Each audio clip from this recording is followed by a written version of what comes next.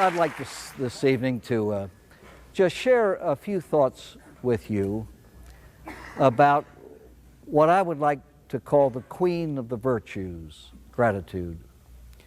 I know from AA friends that this is a subject that is discussed and felt and talked about and used as topic for discussion at meetings in AA, and has been so discussed from the beginning. There is, as perhaps you are well aware, a profound sense of gratitude in the hearts of practically all alcoholics. Gratitude itself is a virtue that stems automatically by its nature from the heart of a receiver, one who has received. And I think the deeper the need that has been fulfilled, the deeper the sense of gratitude. As you know, the alcoholic reaches a point in his life where he simply admits powerlessness. He says he's hopeless and he's helpless, and he goes to a power greater than himself, and as much as says, you have what I want, you have what I do not have, please. And when it is given, the sense, this feeling of liberation and freedom causes a sense and a feeling of gratitude to blossom almost immediately and stay. I believe that the beauty of gratitude, like the beauty of anything, can best be seen in the ugliness of its opposite. How do you tell someone how beautiful is the scent of a rose? You can contrast it with the stench of garbage. And I think that the beauty of gratitude can best be seen in the ugliness of ingratitude. Ladies and gentlemen, no one can stand an ingrate. Even little kids who fail to say thank you, there's something kind of repulsive about that. It may not be the child's fault. I think most of you who are parents constantly remind your children, say thank you, say thank you, say thank you. Gratitude is one of the most beautiful adornments of the human soul.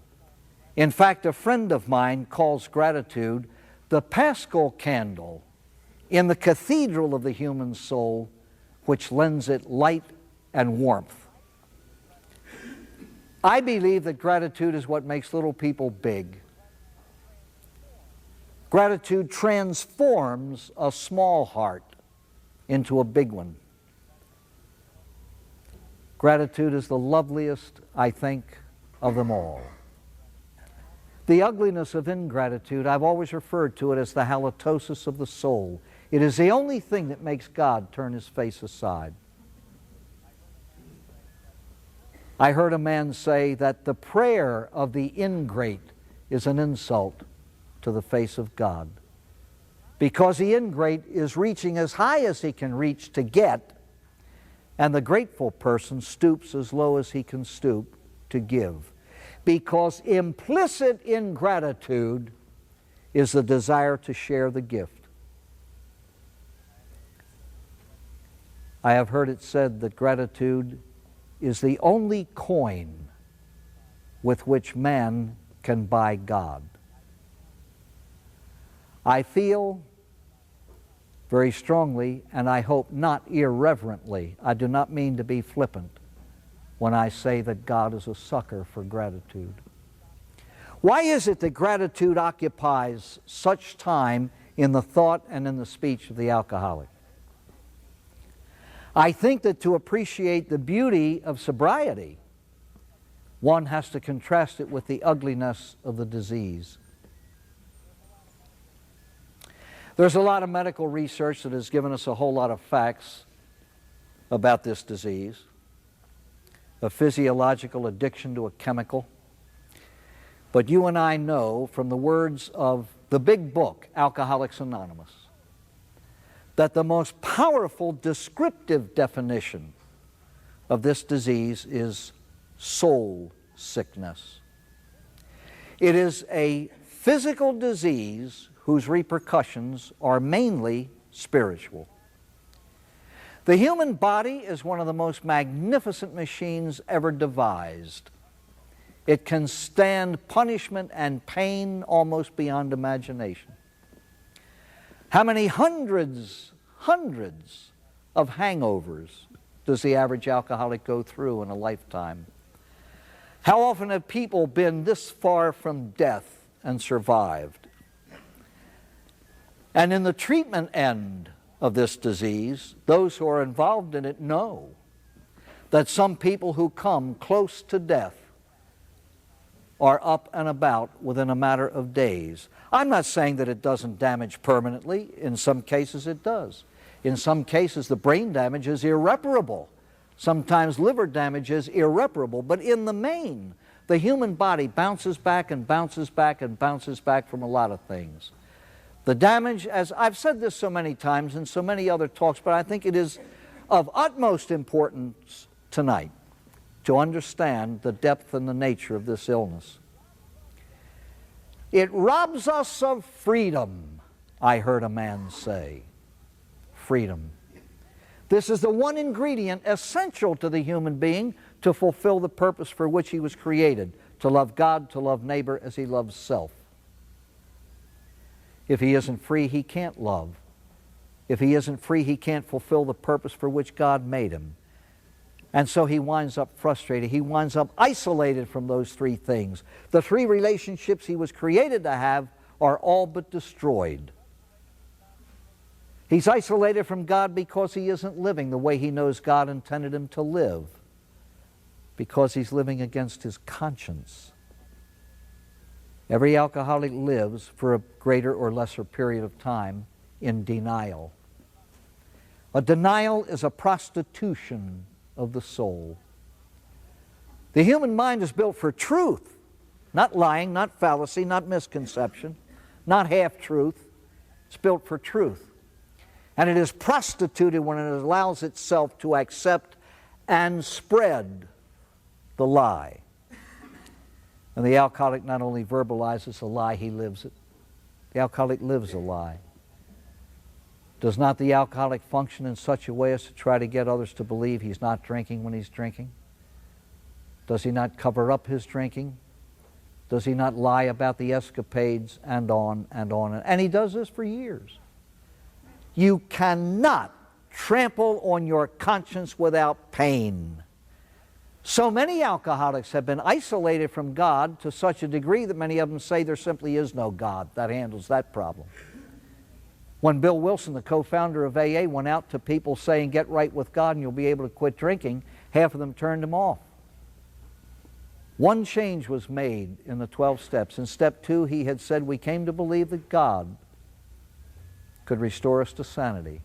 And that term God was so threatening he had to substitute a much more generic term until the alcoholic had enough freedom from alcohol to be able to accept in the 3rd step God as we understood him. If a person is not living according to the rules that God has laid down and figures in his own sense of guilt that he is displeasing to God, how can he have any kind of peace within himself? He hates himself.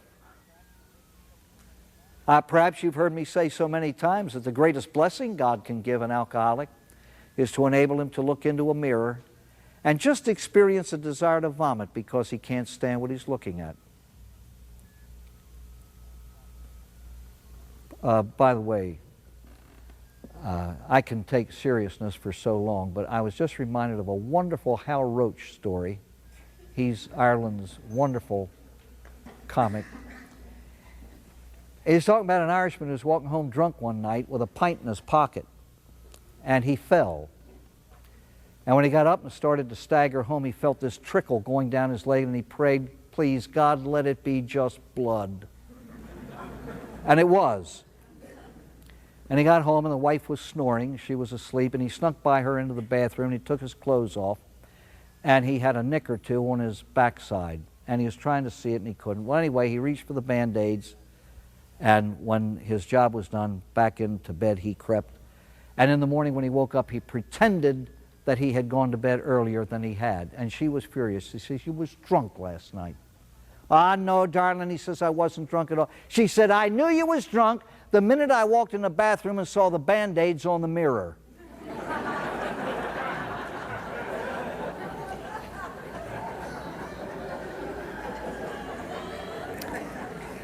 You see, the disease does do things to alcoholics and makes them function in a rather wacky way.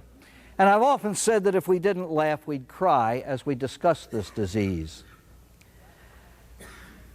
The alcoholic is then isolated from fellow humans. Who was it that said the alcoholic is alone in a crowd? Whoever said that didn't even come close. The loneliness in the heart of the alcoholic is indescribable. He's like a swimmer isolated under the surface of the water, knowing that soon his lungs will burst and it'll all be over. He's like a prisoner, locked alone with no jailer around. He wonders whether he will ever be free. All of a sudden, somebody leads him to the garden of sobriety and opens the door and ushers him through. It's like the swimmer whose head bursts the surface of the water and air is there and he fills his lungs with it. And the fellow who walks into the garden of sobriety and there is the well of sobriety and he gulps its pure water as if there were no tomorrow. And this feeling of being set free enters his soul. And he wants to tell the world about it. I think in AA, I have heard at open meetings many, many AA stories.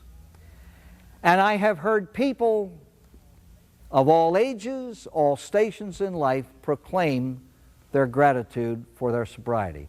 But this is what I hear: whole lists of things to be grateful for, and very rarely, for whatever reason, I don't know, very rarely do I hear AAs say what they do to express the gratitude for these things. Every one of us on earth has a list, a litany of things to be grateful for. The alcoholic who describes himself as bankrupt in every way, body, mind, emotion, and soul, has practically everything to be grateful for. Number one is his life. Sobriety is life. You and I know that this is a terminal illness. If the alcoholic does not stop the drinking, ultimately it will stop him. And so automatically all alcoholics have a list of things that each has to be grateful for. They differ in emphasis, they differ in degree, but fundamentally all of these things every alcoholic has on his list. Peace of mind and peace of soul, this thing that we call serenity. It now exists in the heart of the alcoholic in place of the confusion, the utter, complete confusion that had existed before. He doesn't know which end is up precisely because he has lived with a drugged brain. He's in a fog. Everything is hazy. Everything is gray. The fog has lifted. The confusion is gone. He knows what to do. Trust God, clean house, help others. Dr. Bob's 6-word summary of the 12 steps. He knows that if he is to stay alive and to be happy, he tries to live these 12 principles of rational behavior. And so the confusion is replaced with this wonderful sense of settling, serenity, and peace.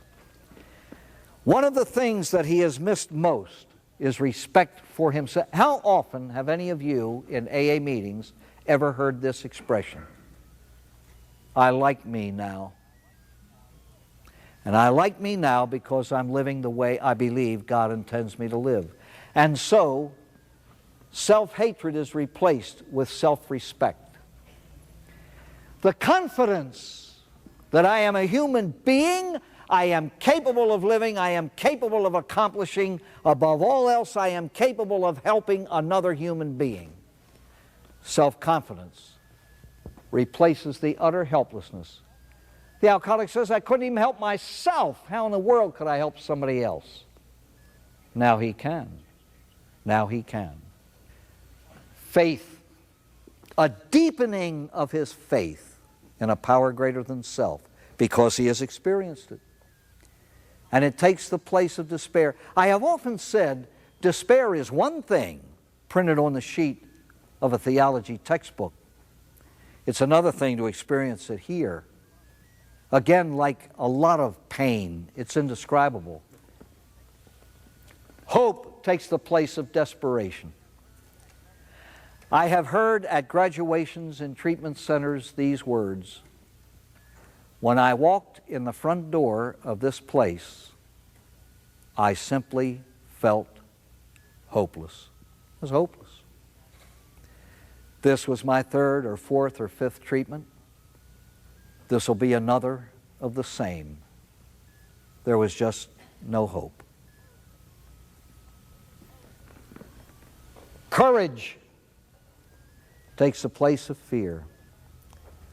I've heard a man say, when I was drinking, I used to believe that people could smell my fear. I reeked of it. They always speak of the irrational fears in the soul of the alcoholic. He's scared to death and doesn't know what he's scared of. Fear is a universal feeling in the souls of alcoholics and addicts of all kinds. Fear. Don't know what you're afraid of.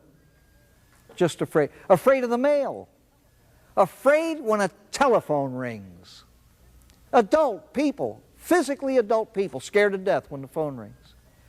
Those fears are gone. It's replaced with courage. The alcoholic says, I can do things now I could never do before. I attempt things now that I would have been scared to death even to think of before. I walk up to strangers and offer them my hand and my help and my hope now. I would never have dreamed of doing that before. The respect of others. I wonder how many of you listening here right now have ever asked these questions. Will I ever again have the respect of those who used to respect me? Will I ever stop causing pain in the lives of those who love me? All of these questions had a kind of a note of desperation to them. But now I have the respect of other people, he says. I've earned it. I always tell alcoholics, if people mistrust you, they have a right to mistrust you. How many promises were broken? A couple of hundred? A couple of thousand? How many promises to oneself have been broken? As the alcoholic says, in my heart of hearts, the next time will be different. And it is different, it's worse. The broken promises. How in the name of God can I ever again in my life, ever be trusted? I will be trusted if I become trustworthy. And there's only one way to do that. Stay sober today. And when tomorrow comes, do it again. And then do it again and again. And the contempt of others, and above all else, the pitying pity of others changes to respect. A clear conscience in place of guilt. Ladies and gentlemen, I have always said, basically, serenity is nothing more than peace of conscience. I'm living as I know I ought to be living.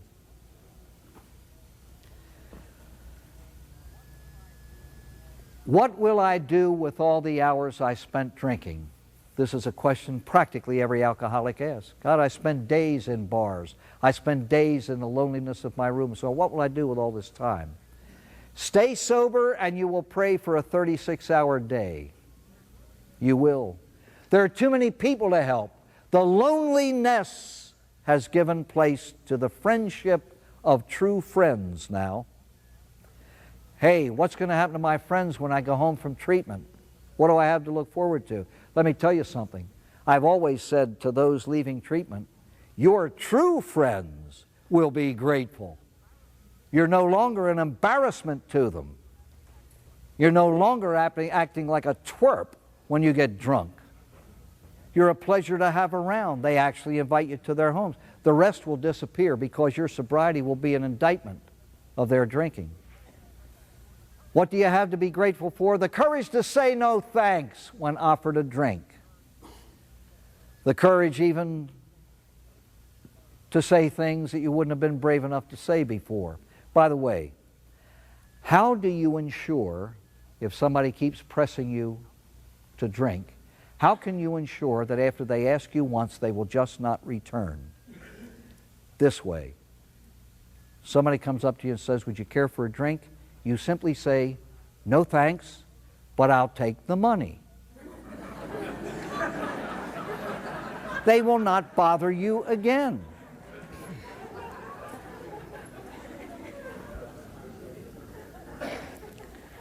A very clear-cut pattern of living.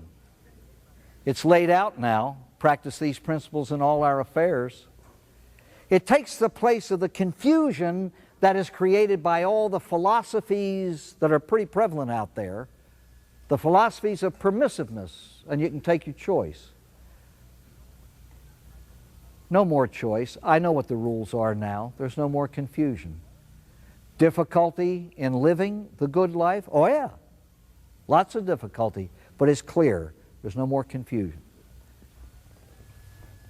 The joy of achievement. I have actually done something for somebody else. There's nothing on earth that takes place of that type of satisfaction. Satisfacere, to make enough, to fill yourself with this sense of completion, I have done something for another. That is the essence of fulfillment and happiness. Ladies and gentlemen, Bill Wilson started with step 12 in order to discover the first 11. You know what the 12th step is? Happiness and fulfillment is available only through commitment to others. You don't seek happiness for self. You seek to love your brother, and happiness and fulfillment result from that. And we discover that. Freedom from the obsession with alcohol. That is the gift. After the years of frustration and disappointment, which gives way to hostility and then anger and sometimes hatred on the part of family members, all other things being equal, is usually replaced ultimately with a deepening of the love from one's family. The biggest thing that most modern alcoholics have to be grateful for is the fact that they were born in this era. Born in the era of AA. There are certain cures for cancer that have not yet been discovered. We also live in that era. Someday there will be cures for certain illnesses that do not exist. The cures don't exist today. You and I live in the era of AA. How many hundreds of thousands of alcoholics are alive today because two men got together in 1935? I once heard an American author speak at a banquet, and he listed the names of brilliant American writers who died of alcoholism because they weren't lucky to be born later when AA was around. Let me now just for a moment share something from the life of Christ. You're all familiar with the cure of the 10 lepers. In the days of Christ, and up until modern times, lepers were isolated because they have a disease that is highly contagious. It's an ugly disease. It eats away at the external extremities of the human body. In his day, they were isolated in the hills. You know what was significant about their asking for help? They cried out from afar. They had been relegated to caves in the hills, and they had to yell to be heard, "Son of David, have mercy on us." And he said, what do you want? He made them ask. Made them ask. God wants to be asked. He wants the alcoholic to acknowledge, you have what I don't have. May I please have some? And so he said, what do you want? They said, what do you mean, what do we want? We want to be clean. He said, go show yourselves to the priests. All right, on the way they were made whole. Please listen to this. I think it's important about this virtue of gratitude. I cannot help but believe that all 10 felt grateful. You cannot have something like leprosy lifted from you without feeling something. I believe they all felt grateful. One acted. And the response of the giver was, weren't 10 made clean? Where are the other 9? And so, I remember once a man saying to me, he said, I was shocked almost out of my seat one night in an AA meeting when a fellow got up and he said, my name is so-and-so and I'm a grateful alcoholic. And he said, it struck me, I hadn't thought of gratitude for 3 weeks. And he said, it worried me half sick.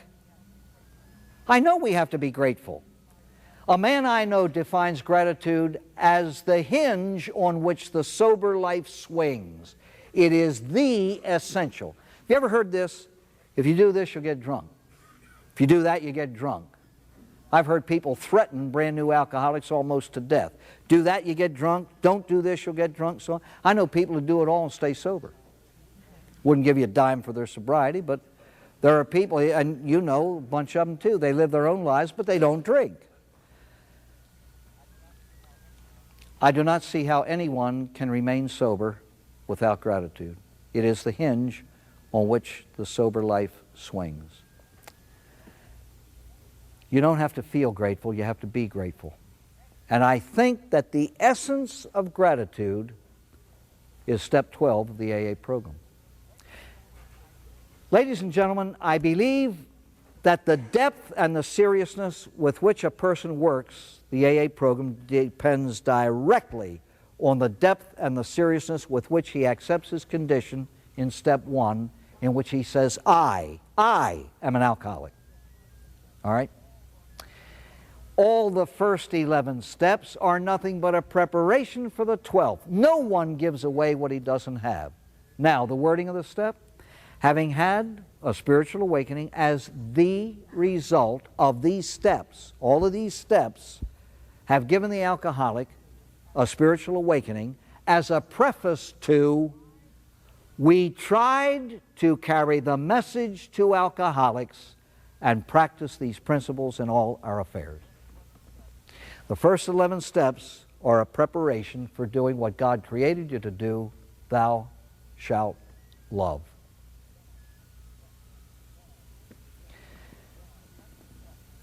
The 10th leper was grateful. He, as well as the other 9, felt it. He acted. I have heard it said, don't tell me you're grateful. Show me. I remember once a young man, friend of mine, happened to be an alcoholic, a member of AA, and he said that he had become disillusioned one Saturday night. He was on answering service for his area. And he had a list of 12 steppers. Now these are volunteers. These are volunteers. Here's my name, here's my phone number. And he said that a fellow at an 8:30 meeting had that whole room in tears with how grateful he was for his sobriety. He said he was absolutely brilliant, articulate and wonderful. He gave a whole litany of things like this that he was grateful for. And he literally had everybody in tears. When I come home from work now, my little girl hugs me around the neck and says, I love you, Daddy. I'm able to eat a meal and enjoy it. I'm able to experience and find happiness in the beauty of nature. I mean, he went great. Let's talk for an hour with how grateful he was. About an hour and a half after that AA meeting, this fellow got a call. A drunk was in need. Lived around the corner from this man. And he called him. He said, I have your name here. You're on the list, 12 steps. He said, there's a fellow called for help. Can you take the call? And this was the response. I'm tired.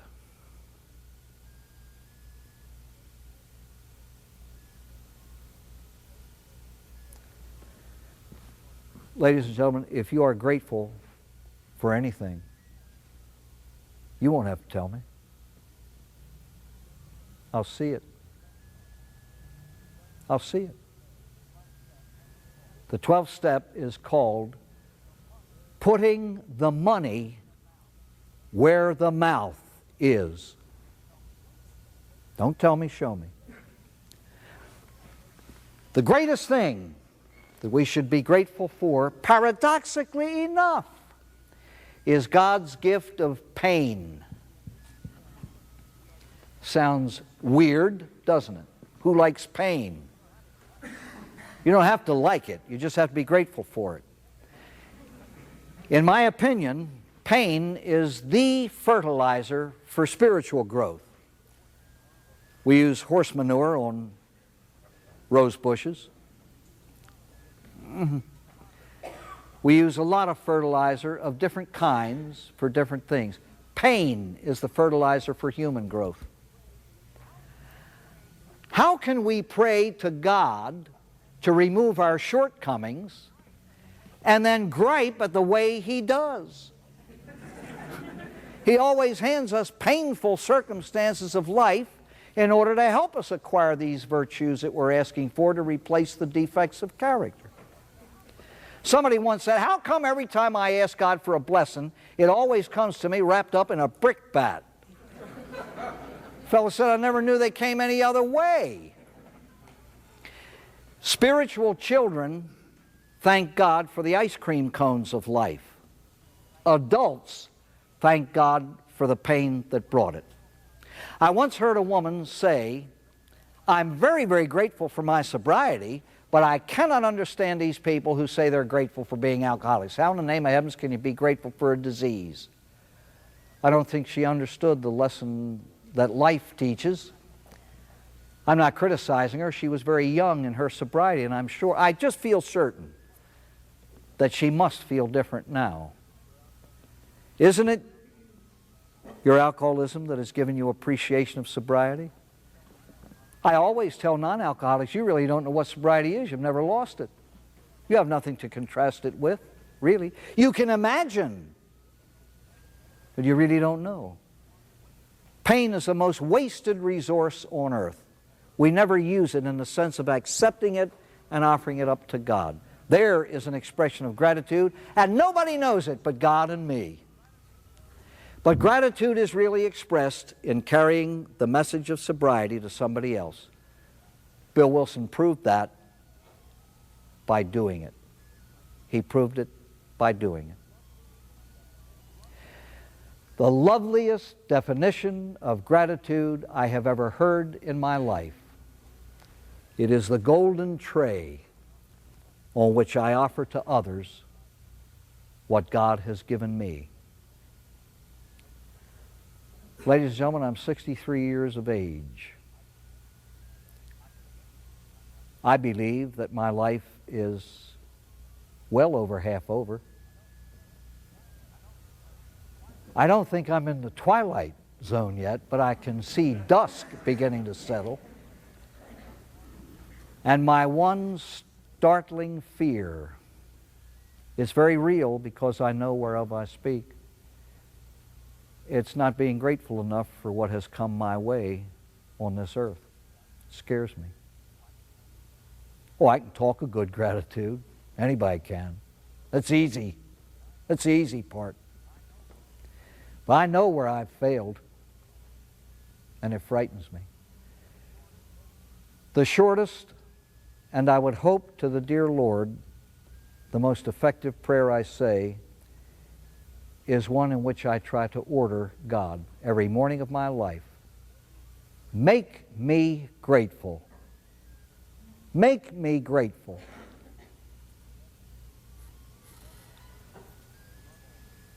A lovely, realistic prayer. You've all heard it, I'm sure.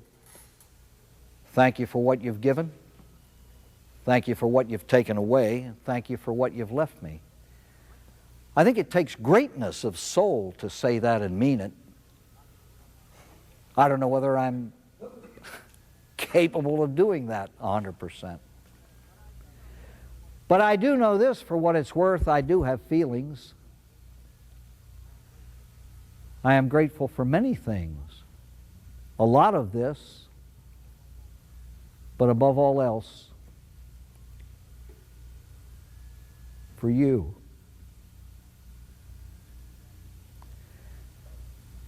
And a lot of people like you who have made my life worthwhile.